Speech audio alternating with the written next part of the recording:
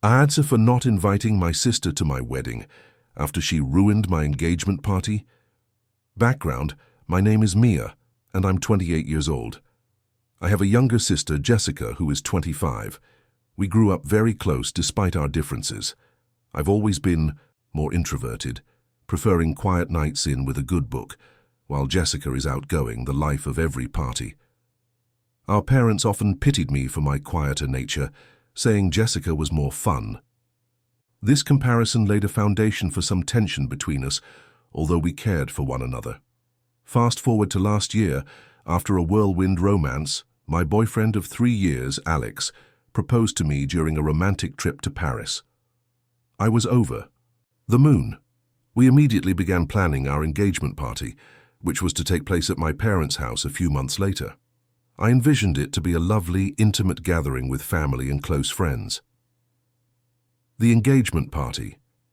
As I busily arranged everything for the party, I invited Jessica, eager to include her in my special moment. However, I also knew she had a tendency to seek the spotlight. I hoped she'd be on her best behavior for my big day. The party day arrived, and it was beautiful. Fairy lights twinkled in the trees, the tables were adorned with fresh flowers, and a fantastic caterer provided delicious food.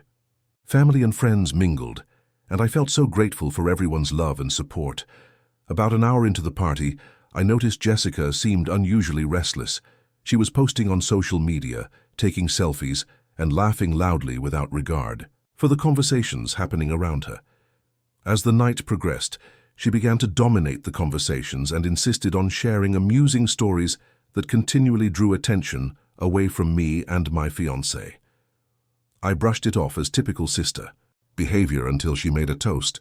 Initially, I hoped it would be sweet, but rather than congratulating us, she launched into an embarrassing story from our childhood that painted me in an unflattering light. Guests laughed, but I watched in horrified silence. My heart sank further as she concluded her toast with, "Well, let's hope Mia doesn't trip over her dress like she did last time." The embarrassment was palpable. I felt everyone's eyes on me and my cheeks burned bright red. In that moment, I knew she had crossed a line. Sure, Jessica was funny, but there's a time and a place, and this wasn't it. The aftermath. As soon as the party ended, I confronted her about it. "Jess, that was completely inappropriate. It was my engagement party, and I felt like you made it all about you." She shrugged it off, saying I was being too sensitive and that everyone loved her for her humor.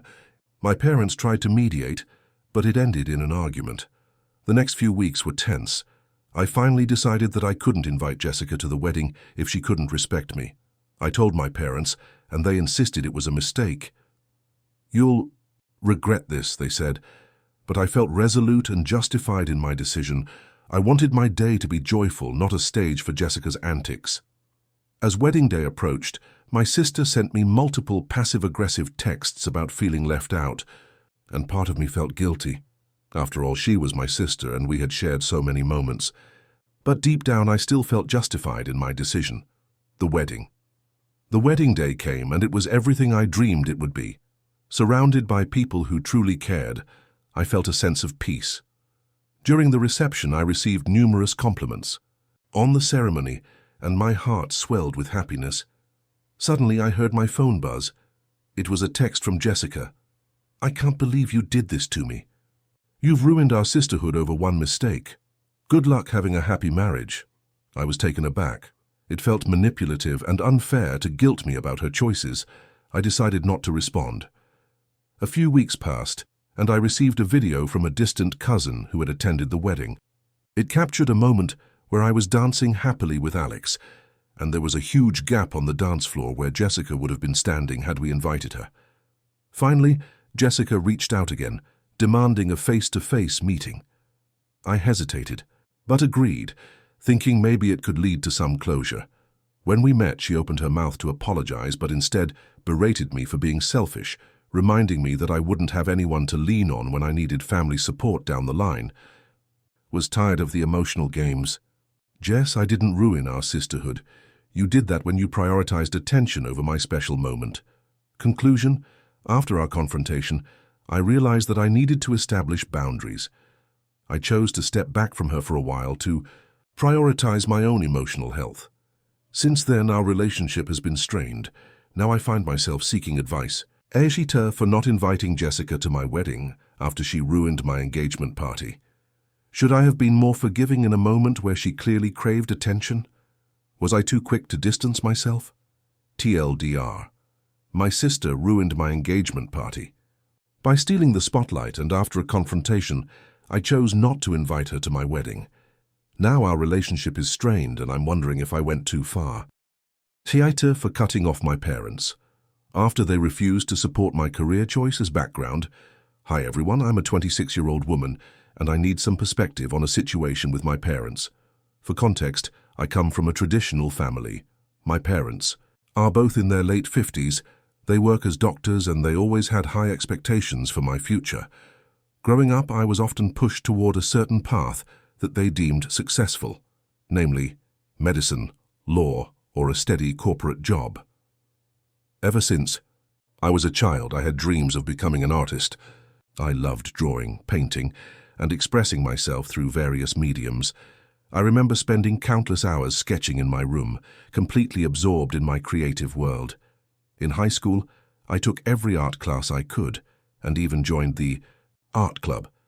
My art teacher encouraged me to pursue a career in the arts, telling me I had a gift. However, when I mentioned this to my parents, their response was immediate and disheartening. They told me to aim for something that could provide a stable future. Despite their disapproval, I enrolled in an art school after finishing high school. It was a leap of faith and I felt exhilarated and terrified, but I did it for myself. I poured my heart into my studies, pushing back against every doubt my parents instilled in me. Over the years, I struggled financially, often taking up side jobs to pay for my rent and supplies. But I was passionate, and I knew in my heart that I was on the right path. The turning point. Fast forward to a few months ago, I've been working tirelessly on my art portfolio and applying for various exhibitions and grants. I finally received an incredible opportunity to showcase my work at a local gallery.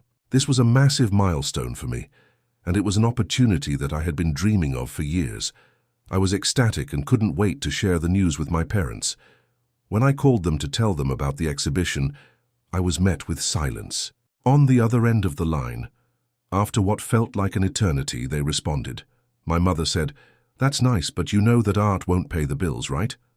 My father added, "You should really consider taking a job with more stability, something that will prepare you for the future." Their dismissive comments shattered my excitement. I tried to explain how important this opportunity was, how hard I had worked, and how much I loved what I was doing, but they weren't having it. They continued to focus on what they perceived as the realities of life, warning me that I'd end up broke and unhappy if I pursued my passion full-time. In that moment, I felt a wave of frustration wash over me. I'd spent years trying to prove that I could make it as an artist, and here they were, still trying to push me back into a box that I didn't belong in. I told them that I needed their support, and that their lack of faith in me was hurtful. My father's response was, "We only want what's best for you." The fallout. I'm not going to lie, I lost my cool. I yelled at them, expressing how their pressure made my life incredibly difficult. I told them that I was tired of feeling like a disappointment, and that I could no longer be around their negative energy. In that moment, I decided to cut ties. I told them that until they could respect my choices and support my career path, we needed to take a break from our relationship. I hung up feeling a mix of relief and guilt, but mostly I felt empowered. For the next few weeks, I focused on my exhibition. I worked day and night, pouring all my emotions into my art. I had friends who supported me and cheered me on, and I even made new connections in the art community. My exhibition turned out to be a resounding success. I sold several pieces and even gained some recognition from local art critics. I felt validated and hopeful about my future. But the moment the dust settled, guilt crept in. I couldn't shake off the feeling that I might have overreacted. A part of me wondered if I should reach out and mend things with my parents, even if it meant compromising my dreams. After all, they are my family. Nearing the decision. Eventually, I did reach out. To them via text, inviting them to the exhibition. I wanted them to see my work, to understand the strides I was making, and hopefully to realize that I wasn't the failure they feared I'd become. To my dismay, they didn't reply at first. After a few days, I received a cold text from my mother saying, "We don't think it's a good idea for us to attend. We still believe in your potential for a different career." It stung, and I felt rejected all over again. At the exhibition, I watched people admire my work and engage with it passionately. I felt a sense of belonging that I had longed for, but I also felt a void from my parents' absence. I saw parents supporting their children, encouraging their dreams, and a wave of sadness washed over me. The reflection. I sat down afterward with a close friend, and we talked about my situation. She encouraged me to think about what I wanted. "Do you really want them in your life if they can't accept you?" she asked. I wasn't sure. On one hand, I wanted to believe that they could come around. On the other hand, their refusal to acknowledge my passion made me question whether our relationship was worth salvaging. After much consideration, I realized that I needed to prioritize my happiness, but the idea of permanently cutting off my parents was terrifying. They're my family. I love them despite everything, but I couldn't shake the feeling that they were holding me back. Ita. So here I am, nearly 3 months later, still thinking about everything.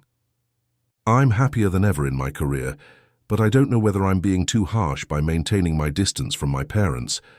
I'm grappling with the ramifications of prioritizing my dreams over my familial relationships. Ita, for cutting them off, or should I have tried harder to mend things? Am I wrong for wanting to pursue a career in the arts despite my parents' expectations? Please let me know what you think. I could really use some perspective. Edit. Thank you for the responses. I should also mention that I've also considered seeking therapy to help process my feelings about my family and my career choice. I want to make sure I'm doing what's best for me, while also considering the impact on my relationships. I might keep you all updated, depending on what happens. Ayita for not inviting my brother to my wedding after he stole from me. Background. Hi Reddit. I'm in a bit of a moral conundrum and could really use your insight. I, 29F, am getting married in a few months. My fiancé, 31M, and I have been together for 4 years, and we are excited to start this new chapter. However, there's a huge shadow looming over my wedding date because of my brother, David, 27M. David and I have always had a complicated relationship. Growing up, we were fiercely competitive, which sometimes led to conflict. But in recent years, this competition turned into friction when I realized that David was becoming more irresponsible with his finances. Over the last few years, he frequently borrowed money from me, and despite repeatedly asking for repayments with flimsy excuses, he never paid me back. At first, I felt guilty about saying no, but the situation escalated.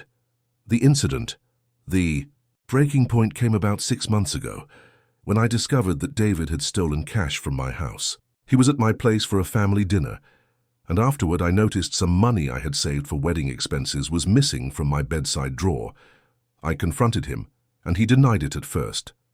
However, I later found out from my mom that David had been in a small financial pit due to gambling and had been asking friends and family for help. Upon hearing this, I was furious and hurt. The whole situation felt like a betrayal. After a tough conversation with my parents, who insisted that David needed sympathy and understanding instead of punishment, I decided to maintain some distance from him. I didn't want to cut him off completely, but I needed to protect myself emotionally and financially. He did attempt to reach out, apologizing through texts and asking to meet up. I refused to engage in conversations where he might try to manipulate me into giving him more money or worse, absolving his behavior too easily. Wedding planning. Fast forward to the present day. My wedding planning is in full swing. I've been dreaming about this day for years, and it feels important to have a stress-free celebration with people I love and trust. I already had a small guest list sorted out, full of friends and family who respect my boundaries and support my marriage. I debated for a long time about whether to invite David. I finally decided that I could not extend an invitation to him. The more I thought about it, the more I felt that including David in my wedding would ruin the atmosphere, reminding me of betrayal amidst what should be a joyous occasion. I also think it may send the wrong message about accountability. My parents were upset when I told them I would not invite him. They argued that weddings are about family togetherness and that I should forgive him. Their insistence didn't help. It only made me feel more isolated in my decision. They seem to be treating David as the victim in this situation rather than recognizing the pain he caused me. The family fallout. After announcing my decision to not invite him, the family dynamic has become more strained. David exploded when he found out through my mum that he wasn't invited. He sent me a barrage of angry texts, calling me a selfish sister and saying I was letting one mistake define the entire relationship. He accused me of using the wedding as a weapon to punish him. Eventually, he reached out to my fiancée, attempting to turn him against me and claimed that I was being cruel. My fiancé, however, has been nothing but supportive. He firmly believes that I have a right to set boundaries, especially with someone who has betrayed my trust so deeply. Still, my heart aches because I genuinely wish that David could be a part of my special day. Simultaneously, I remain firm in my belief that you can't just slide over serious transgressions. The impact of David's actions wasn't just about the money. It was about the trust and respect between siblings. The community response. I've reached out to a few close friends for advice, and they seem to be divided on the topic. Some think I'm entirely justified. Others worry I could be causing a rift that might not heal between us later on. They remind me that family bonds are tough to break, but equally tough to repair. I've tried to take their advice into account, and for the first time doubt began creeping in. So here I am standing at this crossroads, wondering if I am being too hard on my brother. I've read stories on here about forgiveness and family loyalty, yet I can't shake the feeling that enabling his reckless behavior could lead to more serious consequences down the road. Eater. Am I the a-hole for not inviting my brother to my wedding after he stole from me, or should I reconsider my decision in favor of family unity? Any perspective will be appreciated. I'm just trying to do what's best for my peace of mind and my upcoming marriage. For telling my sister. She doesn't have to share her dream home. Ever since I can remember, my sister Amelia and I have been close. We're about 4 years apart. I'm 28 and she's 24. Growing up, we shared everything, our childhood. Toys, our secrets, and even our dreams of what our futures would look like. We made a pact that one day we would buy a house together. No matter what, we would find the perfect place and we would make it our own together. We envisioned cozy movie nights with popcorn, holiday celebrations, and lazy Sunday brunches, filled with laughter. Fast forward to a couple of years ago, I graduated from college, got a stable job, and started saving diligently for a home. Meanwhile, Amelia pursued her passion for art, which took a bit longer to pay off. She had a string of odd jobs and freelanced in the beginning, but eventually, she got a good opportunity and things started looking brighter for her. Over time, we both realized that the dream of buying a house together would need to evolve. Life was changing. As I approached my savings milestone, I started seriously considering buying a house on my own. Sure, it was a little scary, but I was ready. One day, while video chatting with Amelia, I casually mentioned that I had found a beautiful home that I was really interested in. It was situated in a quaint neighborhood, close to parks and coffee shops, and had the perfect backyard for hosting gatherings. I was beyond excited. Her reaction took me by surprise. "Wait, what about our plan? You can't just buy a house without me," Amelia exclaimed, looking noticeably upset. I explained that while I had loved the idea of living together, I felt it was important for both of us to pursue our own independent lives. Plus, I could afford the house on my own now, and it felt like the right time to take that step. The conversation quickly spiraled into a heated debate. Amelia began to pull out the emotional cards, accusing me of going back on our childhood dreams. She argued that the house would be our shared home, even if she couldn't move in right away, and insisted that I shouldn't be selfish and exclude her from this significant decision. I tried to explain that it wasn't about excluding her, but rather about embracing my independence. This property felt like a stepping stone for me into my adult life. Amelia eventually calmed down. However, she declared that I was ruining our dream and said she felt betrayed. I told her that she didn't have to share in the purchase if she didn't want to. In fact, I would love for her to have her own place one day too, and that I could support her in that journey. But she just wasn't hearing it. After our talk, I purchased the house. Let me clarify, this wasn't an impulsive decision. I did thorough research, took my time with lenders, made sure I was getting an affordable mortgage, and duly celebrated this new chapter in my life. I involved my parents in the process, showing them pictures and discussing my ideas for the house. They were thrilled for me, and they even offered to help with some furniture and renovations. However, the family feud began there. Amelia didn't speak to me for weeks. My parents had mixed feelings. While they supported my decision, they felt responsible for calming down Amelia and convincing her to see my perspective. They organized a family get-together to diffuse the tension. During this dinner, things became particularly volatile. Amelia confronted me in front of everyone, saying, "You've let the idea of being a homeowner go to your head. Families don't just abandon each other." She went on to say that it felt like I was kicking her dreams to the curb. My parents attempted to mediate, but I felt like I was being painted as the villain in this scenario. Feeling frustrated and trying to defend my choice, I retorted, "I'm not abandoning you. I'm choosing to grow as an individual. You've always wanted to pursue a career in art. Why can't I pursue my dream of homeownership at the same time?" It became extremely heated, and my dad ended up stepping in, trying to cool the atmosphere. He said that it was important for both of us to recognize each other's journeys and not to frame things so emotionally. Amelia sunk into silence, clearly, upset and offended. Days turned into weeks, and while I was settling into my new home, I began to feel an even greater sense of isolation from her. After some reflection, I reached out to Amelia with an olive branch. I invited her to visit and see the house for herself, offering to show her around the neighborhood I had fallen in love with. To my surprise, she accepted the invitation. When she arrived, she was noticeably cold and distant, but trying to hold it together. I took her on a tour, trying to highlight all the features I'd love to improve and personalize. But Amelia kept returning to the theme of disappointment. "You realize that I still hold you accountable for our original plan, right?" she said, with a tone that hurt. I tried to explain my point of view again, but she was still stuck on feeling betrayed. Things slowly began to thaw as time went by, and she started to appreciate some of my decisions. We even ended up watching our favorite movie together in my new living room. But when she expressed that she liked the house, it felt bittersweet. Eventually, I made the decision to invite her to move in with me temporarily until she could find a place of her own. It seemed like the best compromise. We had always enjoyed living together, and I thought it would help her shift her perspective.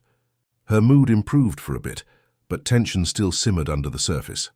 As the weeks passed, I noticed our routines slipping into arguments over household chores, finances, and decor choices.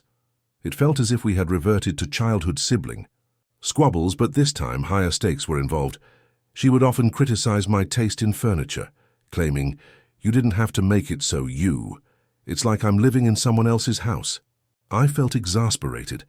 One day I found Amelia painting in my living room, casually splattering paint on my new carpet. I snapped, "Amelia, this is why we can't have nice things." She snapped back, "Well, maybe if you weren't so obsessed with making everything perfect, we could live a little." The whole situation escalated, and she stormed out to a friend's house, leaving me shaken and upset.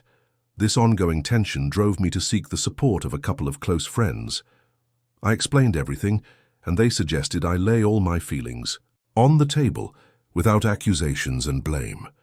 During a more serious conversation, I told Amelia how her anger and disappointment affected me. I voiced my desire for her happiness, trying to emphasize that a home should feel like a sanctuary, not a battleground. In response, Amelia finally broke down. She confessed that she was struggling with her career and felt like she was running out of time to fulfill her dreams. It was less about the house and more about her fears of inadequacy. I realized I had been so focused on my situation that I had unintentionally overlooked hers. We had a heart-to-heart, and though we were still months away from fully reconciling, the air felt lighter. I encouraged her to pursue her art more seriously and offered to look into art shows and galleries together, aiming to support her passion. It was a step forward, one that seemed to finally peel back layers of frustration. So here I am, still navigating a complicated relationship with my sister, doing my best to hold space for each other's dreams. As much as I love her, it has been her challenging and at times isolating experience. I can't help but wonder, hate her for wanting to follow my own dreams and paths, even if it meant temporarily straining one of my most valued relationships? Hate for refusing to attend my sister's wedding after she stole my fiancé? The background, I, 28F, have always been very close to my family, especially my sister, Lily, 26F. We were each other's first best friends. Growing up, we shared everything, clothes, secrets, and even crushes. We said we'd never let anything come between us. Fast forward to 2 years ago, when I got engaged to my college sweetheart, Mark, 30M. We had been together since our sophomore year and dreamt of a future together, including a wedding I had been planning with a lot of passion for over a year. The incident. Everything was perfect until 5 months ago when things fell apart. A few months into my engagement, Lily started showing more interest in Mark. At first, I didn't think much of it. She had met him a few times before, and they had always gotten along. But as time passed, I noticed Lily texting Mark more frequently and hanging around him when I wasn't there. One day, I got suspicious. I opened my phone and saw pictures of Lily and Mark on social media, both tagged at the same bar just a few days after I'd celebrated my birthday there. I had invited Lily to my birthday, but she said she couldn't make it because of work. I confronted her about it and she laughed it off, saying they were just having fun catching up. She assured me it was strictly platonic. Despite my gut feeling telling me otherwise, I wanted to trust both of them. However, a few weeks later I got a call from my best friend, Mia, who was with Lily at a party that Mark also attended. Mia told me Mark and Lily were acting weird, laughing a little too hard, and seemingly getting way too cozy. I was heartbroken and felt betrayed. After doing some sleuthing, I discovered Mark had been texting Lily behind my back. My gut feeling was right all along. When I confronted Mark, he awkwardly admitted that he had developed feelings for Lily and that they had been spending time together to talk things out. Hearing that was devastating. I was betrayed by both my sister and my fiancé. The fallout. I broke things off with Mark, and it took me a while to process not only a broken engagement, but losing the person I thought I would spend my life with. I barely spoke to Lily during this time. My heart was broken not just by the apparent love affair, but by the betrayal of trust between sisters. After weeks of silence, Lily reached out and demanded to speak with me. I reluctantly agreed, hoping for an apology or at least a display of understanding from her. Instead, she showed very little remorse, claiming she couldn't help her feelings and that it wasn't her fault for falling in love with my fiancé. What hurt even more was that she tried to rationalize what she had done by saying she knew Mark was my fiancé, but she couldn't control how she felt. That conversation ended in tears and yelling, and I had finally reached my breaking point. I told her I never wanted to see her again. The wedding announcement. Fast forward to a couple of weeks ago. I learned through social media that Lily and Mark are now engaged. I was shocked and angry. To add salt to the wound, they scheduled their wedding for the same month I had initially planned my own. It felt like salt in an open wound. I can't help but think about how they were likely dating long before I knew about it, which would explain their clandestine behavior. A few days later, Lily called me, inviting me to the wedding. She was so joyous and assured me that it would mean the world to her if I attended. I was furious. How could she expect me to celebrate a union that had started on the back of my heartbreak? Told her I couldn't attend and that I would never be able to celebrate their love. Lily started crying, saying I was being selfish and that I was throwing away our bond over some guy. She accused me of being spiteful and said I should let go of the past. She went on to explain that it wasn't that serious and that we were family after all. The dilemma. This left me feeling incredibly guilty. Part of me wants to forgive her and attend the wedding for the sake of family. but another part of me feels betrayed and heartbroken. Many friends think I should go, saying that family is everything, while others completely support my decision to distance myself from someone capable of hurting me so deeply. So here I am, wondering if I'm the jerk for refusing to go to my sister's wedding. I feel like I'm torn between my love for my family and my own emotional well-being. Aita for not wanting to be a part of this new chapter in my sister's life, even if it means losing our bond forever. Saida for not inviting my parents to my wedding, after they ignored my relationship for years. Background: I'm a 27-year-old woman named Emma. I grew up in a traditional household where my parents, particularly my mother, had very rigid expectations about how life should unfold. I did well in school, but the pressure to fulfill their vision, getting a stable job, finding a suitable husband, preferably from a good family, and ultimately settling down, was immense. In my early 20s, I fell in love with someone named Jake, a musician who's passionate and free-spirited. He doesn't fit the mold of what my parents had envisioned for me. He doesn't have a proper job in their eyes, and he often struggles to make ends meet. Naturally, when I introduced him to my parents, the response was less than warm. My mother particularly took issue with him. She would often say things like, "He doesn't have a future. You should be looking for someone with ambition." My father, while quieter, also seemed to share her views but took a more passive approach, sitting quietly and nodding along while she criticized Jake. As the years passed, I found myself caught in a difficult position. I loved Jake and felt that he was my soulmate, but the tension between him and my parents deteriorated our relationship. Every family gathering turned into a battleground. My mother would bombard Jake with questions about his plans for the future, while my father would deliberately ignore him, making it clear they were not fond of him. One family Christmas, a particularly painful incident occurred. Jake joined my family for the holiday dinner. My mother, in front of the entire family, started to question him about his income. "What do you actually do?" she asked, her voice dripping with sarcasm. The rest of the family sat in an awkward silence. Jake, feeling the pressure, tried to explain his music career and aspirations. However, my mother cut him off and said, "You know, music isn't a real job, right?" Jake looked devastated. I felt humiliated, torn between my love for him and my loyalty to my family. After that dinner, Jake and I had a long talk. He felt unwelcome and wanted to avoid family gatherings in the future, while I couldn't bear the thought of not spending holidays with my family. This led to years of strained relations, with Jake and I attending family events separately. Around this time, I decided to gradually take a step back from my parents, hoping this would give them room to adjust to my choices. I started distancing myself, explaining that I needed space to grow as an individual. This was when my parents began to express confusion over my absence from family events. "Emma, you never invite us to anything anymore. We hardly know anything about your life," they expressed, guilt-tripping me every chance they got. The turning point. Things began to shift drastically when Jake proposed to me. He surprised me with a gorgeous ring during a picnic at our favorite spot, the same place where we shared our first kiss. I was ecstatic, but the thought of my parents filled me with dread. Knowing how they felt about our relationship, I anticipated a whirlwind of emotions. After coming down from the initial high of our engagement, we began making plans for the wedding. Jake encouraged me to invite my parents, hoping that they would eventually come around.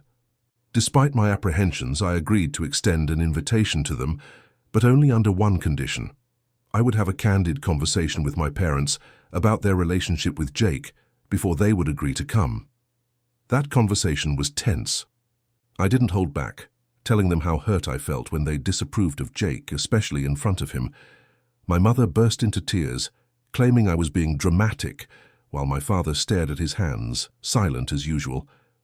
When I expressed how their behavior had strained our family relationships over the years, they offered shallow apologies, but quickly switched back to their critique of Jake.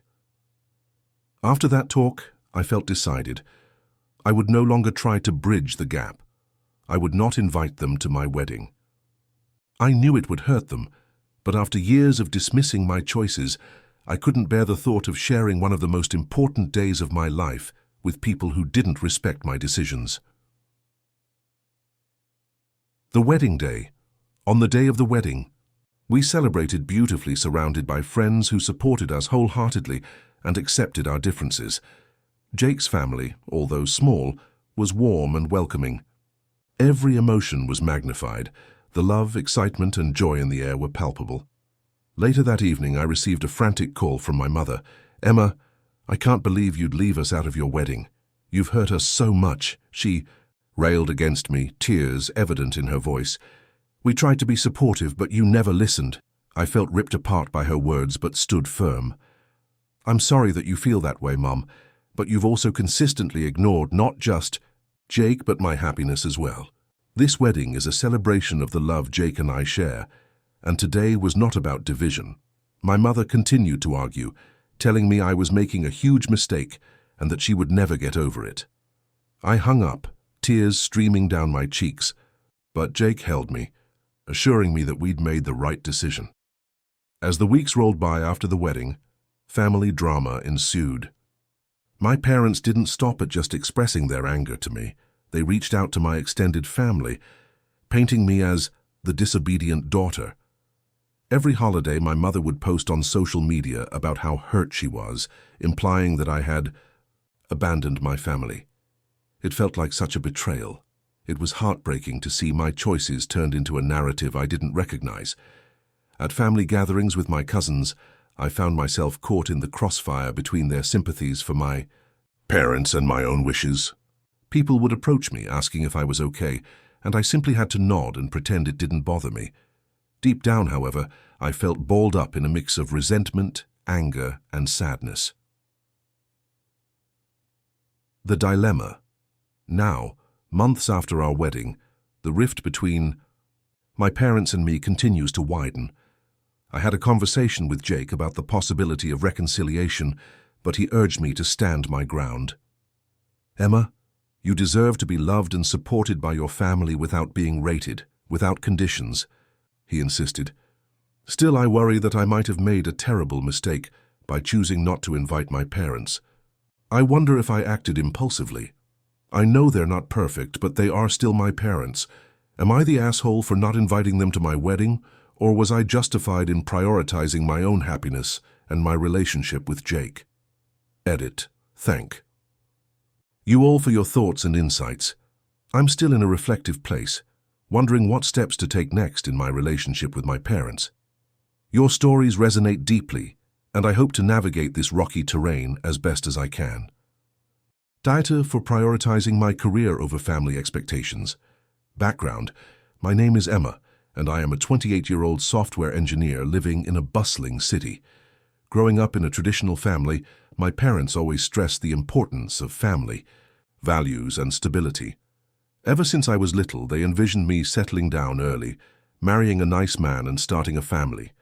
They worked hard to provide for my siblings and me, often sacrificing their own aspirations to give us a brighter future. I deeply respect them for this, but as I grew into adulthood, I realized that my dreams and priorities were very different from what they envisioned for me. Setting the scene. Fast forward to 4 years ago, I landed my dream job at a prestigious tech company, which was my first big step towards my career ambitions. I thrived in my role and began to climb the corporate ladder, moving from a junior developer to a project lead with a team under me. However, with each promotion, the demands of my job increased. I often found myself working late hours, traveling for projects and attending networking events. My parents have never fully embraced my career. They acknowledge that it's a good job, but often bring up how I should think about settling down. They think my career ambition has eclipsed what really matters in life: family. Each time I visit, the topic of my personal life inevitably comes up. My mother often mentions my younger sister, Sarah, who recently got engaged and is planning a wedding. The pressure to find a partner becomes even more intense as I see my mother disheartened by my single status. The incident.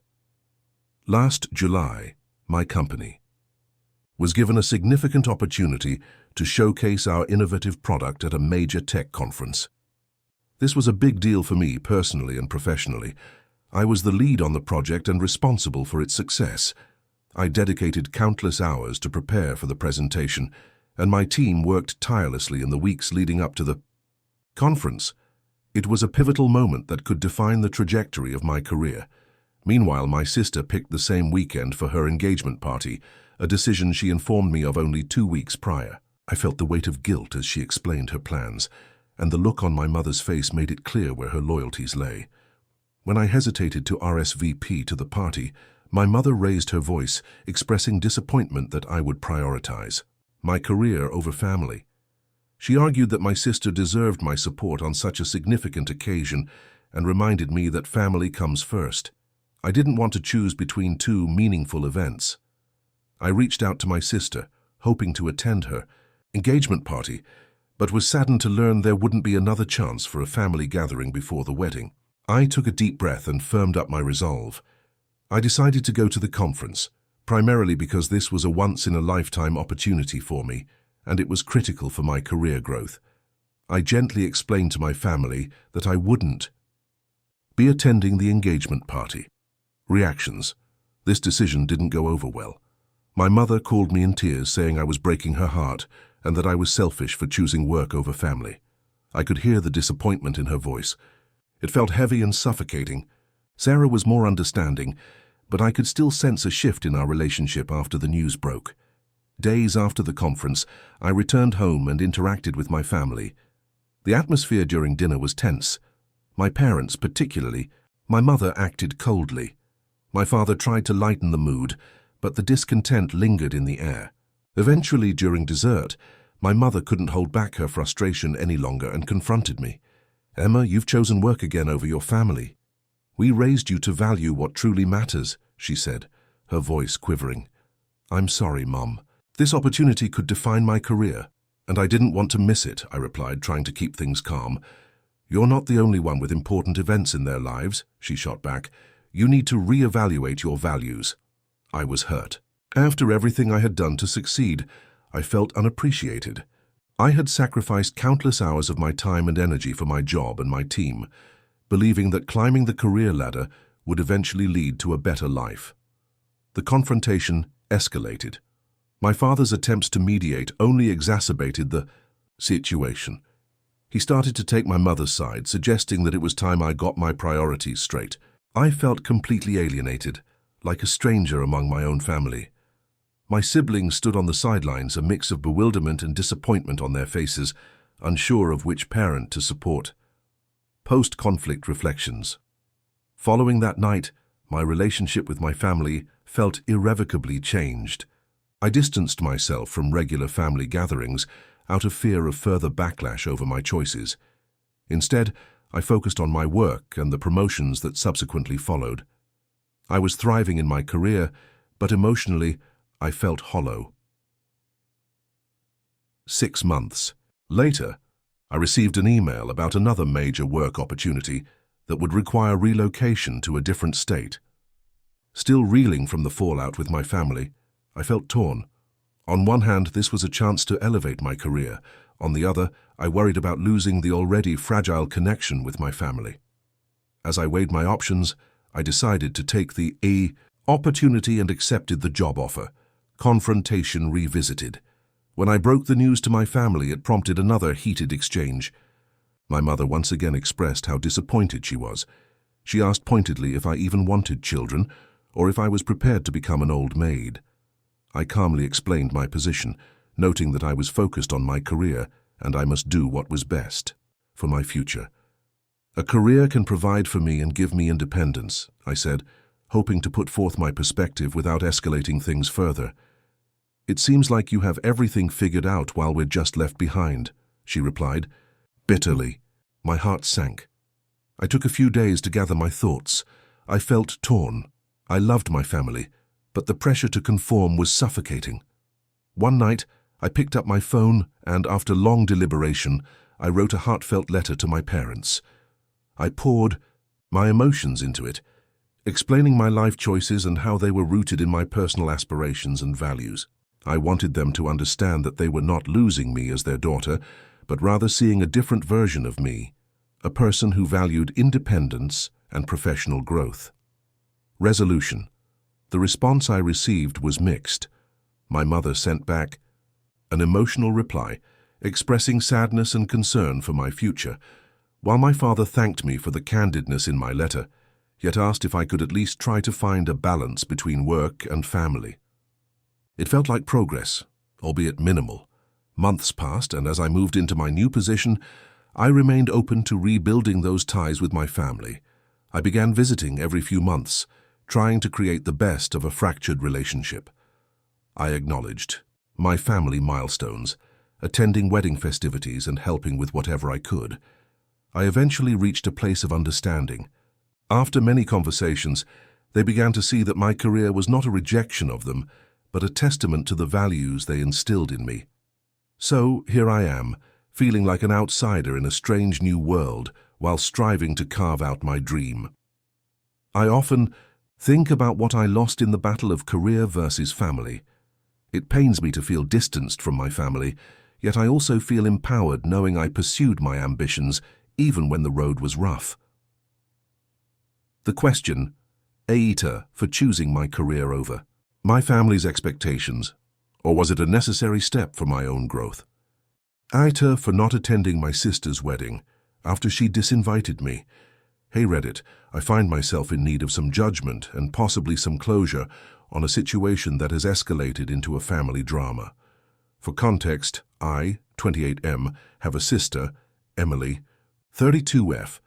We grew up together in a small town, but our lives have diverged quite a bit as we got older.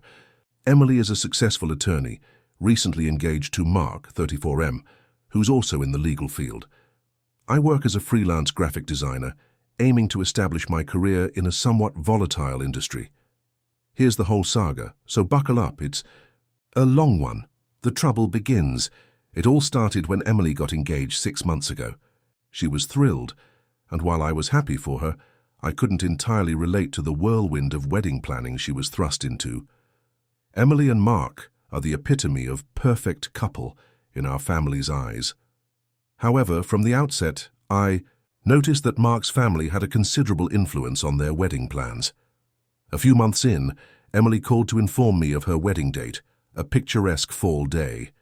She mentioned that she was focusing on a venue suggested by Mark's parents.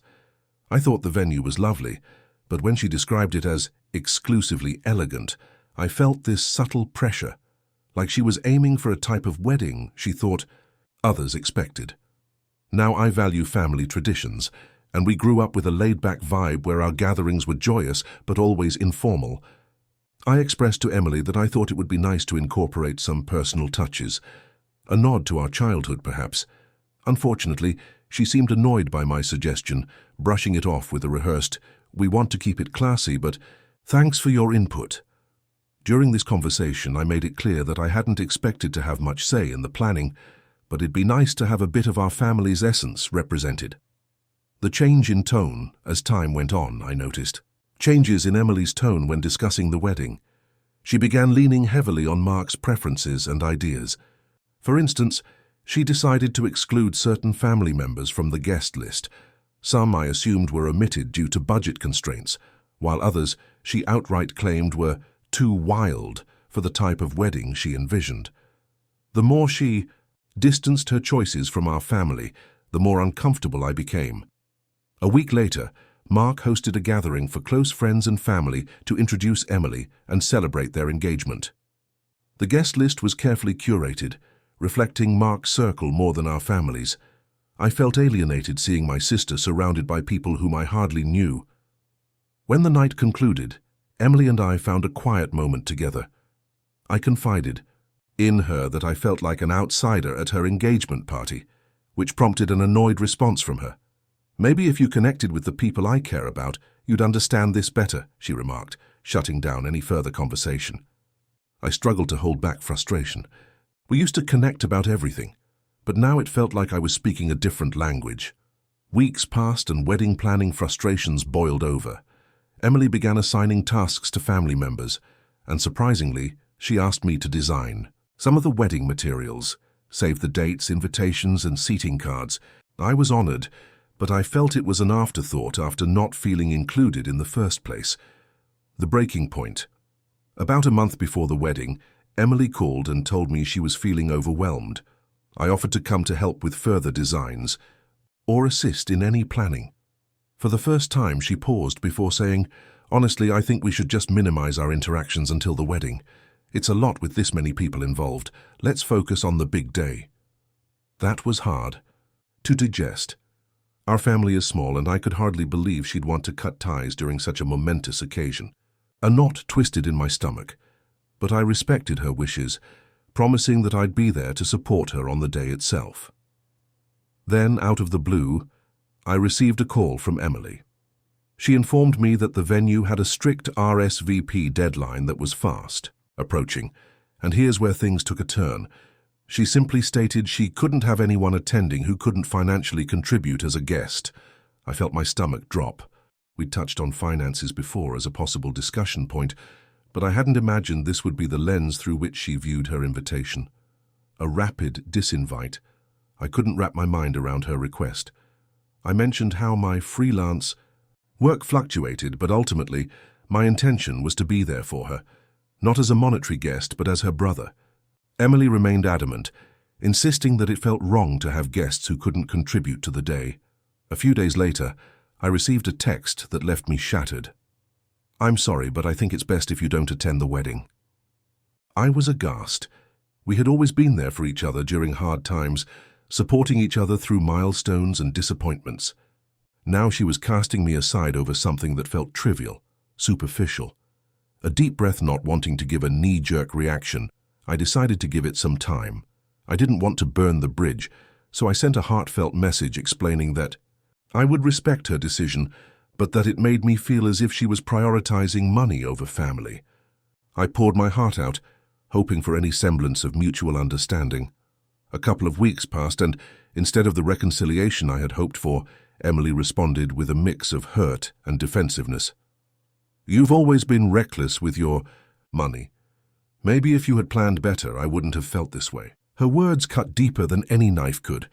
I was finally forced to realize the extent of the disconnection between us. Our past bond had deteriorated, and the emotional repercussions of her words lingered in my mind. The wedding day approached, and with it, a hovering cloud of sorrow. The wedding day, on the day of her wedding, I stayed home. It was painful to think about, but I struggled to see how I could celebrate someone who had done everything to exclude me from such a significant chapter of her life. The moment spent reflecting, absorbing the waves of sadness and wild imagination about how her wedding day must have unfolded. I pictured the dress, the ceremony, and my absence attempting to drown out the laughter, seeming to ring louder in an empty room. Despite our differences, I love my sister, and a part of me longed to be there. I caught up with family through social media, seeing photos flood in. A small voice in my head wondered if I should have just bitten my tongue and participated. For the sake of maintaining some semblance of unity, the aftermath, the weeks following the wedding, were tense. Emily posted a beautiful photo showcasing her radiant smile, and I felt a mix of bitterness laced with longing. Once I decided to send her a congratulatory message, I was met with coldness in return. "It was a beautiful day. I regret missing you, but I do understand your choice," she said, curiously indifferent. In early discussions didn't add up to what I perceived to be a diminishing relationship.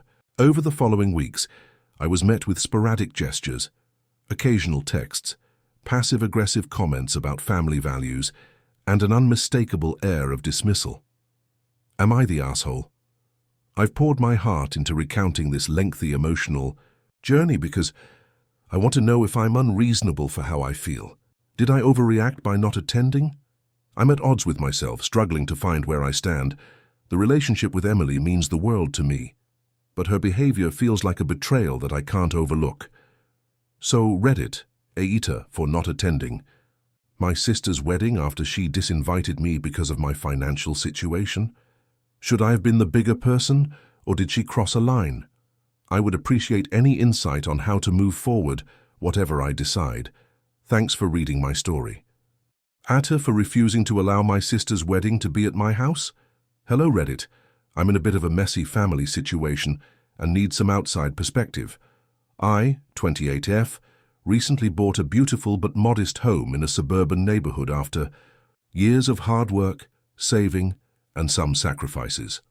Being a first-time home buyer, I was extremely proud of my achievement, and I love hosting small gatherings for friends and family. My sister Emma, 30, has been engaged for a little over a year now, and has been planning her wedding for the past 8 months. The initial plan was for Emma to have a small ceremony at a local park, with a reception at a nearby community center. Things were going well, but after their budget started to balloon due to some extravagant ideas for decorations, catering, and entertainment, Emma and her fiancé decided to make some changes. A few weeks ago, I was casually chatting with Emma. When she brought up the idea of having the wedding at my house, she said it had the perfect backyard for a wedding, and that it would save them a ton of money. At first, I thought she was joking. My home is nice, but it's not a wedding venue. It's where I relax and unwind after work. I expressed my feelings, gently, stating that while I would love to help her, a wedding in my living space wouldn't work for me. The gatherings I host are usually casual, and the thought of hosting such a large event in my personal space felt overwhelming. Emma was taken aback but pressed on, saying she really had her heart set on it. Over the following weeks, it became increasingly clear that she and her fiancé were serious about it. They started talking as if it were a done deal, and Emma's tone turned more demanding. She stated that all her friends had gotten married in their families' homes, and she felt it was only right that I allow this special day to be in my house. Honestly, it put me in a tight spot. I felt pressured, and some guilt started creeping in since I was the only sibling who owned a home. Finally, I had to lay it out for her plainly. I can't have a wedding in my house. I mentioned all the practicalities involved, setting up, cleaning after, being uncomfortable with so many unfamiliar faces in my personal space, and not wanting to risk any potential damage to my home. Emma didn't take it well. She argued passionately that I was being selfish and that it was a once-in-a-lifetime opportunity for her, claiming I didn't care about her happiness. After our conversation, tensions within the family started rising. My parents weighed in, suggesting that I just go along with it to avoid upsetting Emma. They argued that as family we should help each other out, especially in times when it counts most. But frankly, that left me feeling resentful. I've always been the hard worker in our family, and I've sacrificed a lot to own my place. I wasn't comfortable essentially giving it away for free just to appease Emma. Things escalated when one of Emma's close friends reached out and asked if I'd reconsider. It felt like everyone was piling on, and I began to feel alienated. Emma's fiancé also got involved, berating me for not being supportive, as if that was my role, not a person with my own boundaries. At one point, the family had a gathering for dinner, and it was incredibly awkward. I was met with sideways glances and whispered comments about how I was being unreasonable. I felt like the black sheep of the family for the first time in my life. After a few days of soul-searching, I made the decision to stand firm. I texted Emma once more, reiterating my position. I told her I loved her and supported her in spirit, but she'd need to find another venue. I offered to help her look for alternatives, but that was the best I could do. In response, I received a long, emotional message from Emma outlining the significance of family and how weddings should be celebrated together. She accused me of abandoning her and being unsupportive during a crucial time. She ended by saying if I couldn't support her in this, then maybe we needed some distance. Now I'm left feeling like the villain in this situation. I genuinely want my sister to have her dream wedding and to be happy, but I also want to protect my home and my boundaries. I'm considering having a conversation with my parents and asking them to stand by me or help clarify that I'm not the problem here. So, Reddit, AETA, for standing my ground and refusing to let my sister have her wedding at my house?